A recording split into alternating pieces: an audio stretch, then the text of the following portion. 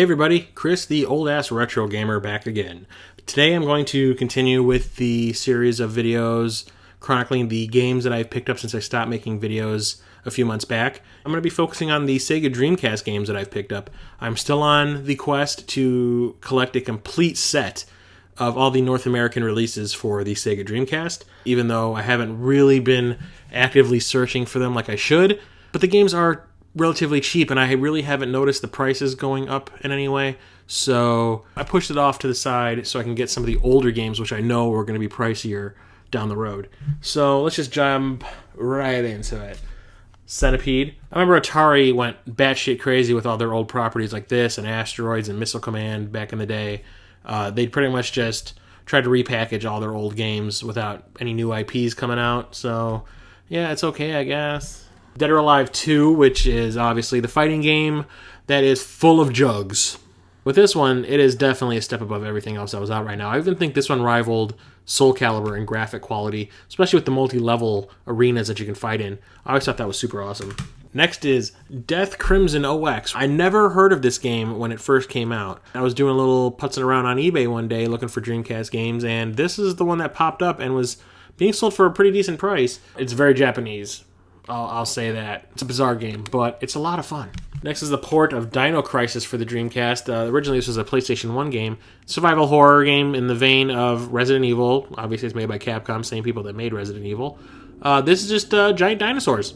Next is Draconis, Cult of the Worm. Action RPG.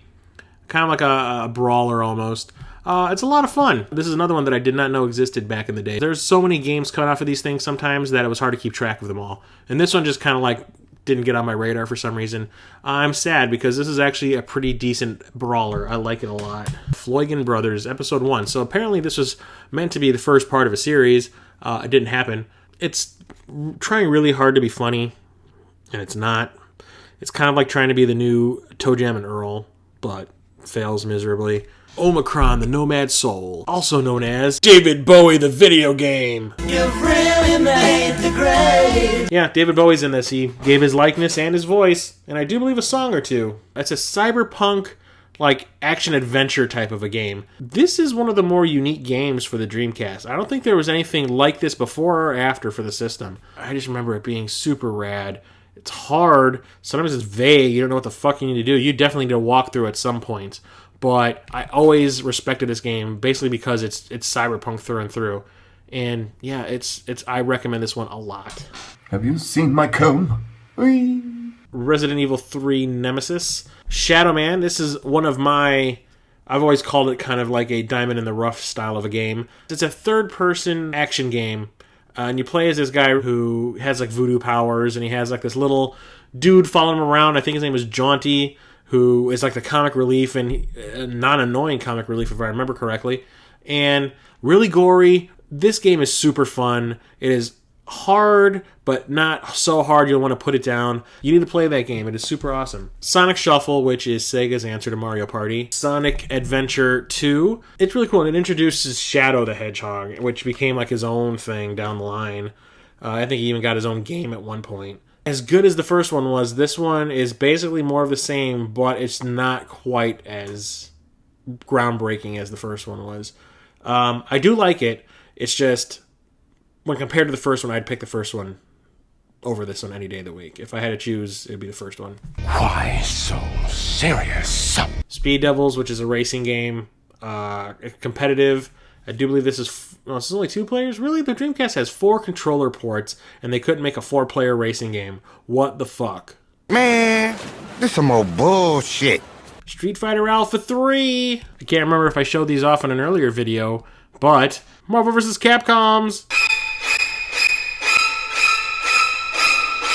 Sword of the Berserk, Guts' Rage. This is based on a manga, and I do believe it became an anime later on down the road. It's a cool game. Suffers from the problem of way too many goddamn overlong cutscenes. They're boring, and they're badly... I don't know if they're just the film... The way they're done is just... It makes them a chore to trudge through, and I really don't like that. But the game itself is actually really good. It's got a twisted story, but If you can make it through to the end of the game, you have my respect. Super Magnetic Neo, which is another attempt for a mascot for a company. I do believe Crave was trying, or Genki, whatever, was trying to make a new mascot. But the game itself is really, really cool. Tokyo Extreme Racer 1 and 2. The graphics in these games were beyond awesome back in the day. Nowadays, they don't exactly hold up, obviously, because, this is like 3 generations past. This is like the arcadey version of Gran Turismo for the Dreamcast. Walt Disney World Quest Magical Racing Tour. This is Disney trying to make their own Mario Kart ripoff, and it sucks. This game is absolute garbage, unplayable garbage. It has horrible controls. All the power-ups are lame. They're ripoffs of Mario Kart, obviously. The levels stink. They are blocky and horrible looking. They are hard to navigate. They are boring to look at. Even the characters are not fun. I think out of all the characters that you can choose from, Chip and Dale are the only ones that are recognizable. You can unlock new ones, but I don't want to play this game long enough to get to that point where I can start unlocking things because this game is horrible. Worms Armageddon, on the other hand, is rad as fuck. I love the Worms games. Even though down the line for the PlayStation 2, Xbox era, they kind of became these weird 3D type of deals, and they aren't that great. These 2D Worms games are super fun, and I still come back to these games time after time because they are so much fun, and especially when you're playing against a bunch of people, because this is a 4-player game. Even though you have to share one controller, which I thought was incredibly stupid, this game is a lot of fun. Every game in the Worms series up until this point was rad as fuck. Maken X, which is kind of a really cool first-person shooter, but it's more of a hand-to-hand combat game than a shooter. This is one of those games that, once again, flew under my radar when it came out. I had no idea it existed. And I'm sad because this game is actually a lot of fun. It's really, really cool. The combat mechanics are really rad. And the graphics are not too shabby either. And it's VGA compatible. How could you not like that? Beautiful. Evolution, the World of Sacred Device. That's a stupid title. But this game, I remember when it first came out. It's an RPG. And this game, everyone was bragging about how awesome the graphics were. I haven't beaten it yet, but I played it just to test it out to see if this worked. Because the disc is actually the disc I bought was kind of scratched up, but it works perfectly fine. But holy shit, I'm gonna have to sit down and play through this bitch because it is super awesome. I love the fighting mechanics of it, and the characters are really, really adorable, I guess. And it's a lot of fun. I highly recommend this RPG. And then there's this little curiosity. Never a fan of this anime series at all. I never have watched one single episode, but it's still considered one of the, everybody still has fond memories of it, even though I never gave it the time of day. That is Gundam Rise from the Ashes Side Story 0079. I don't know what that means. If it's a reference to something specific, if this is a side story to the anime or the manga or whatever it is, it's a giant mech game that's first person.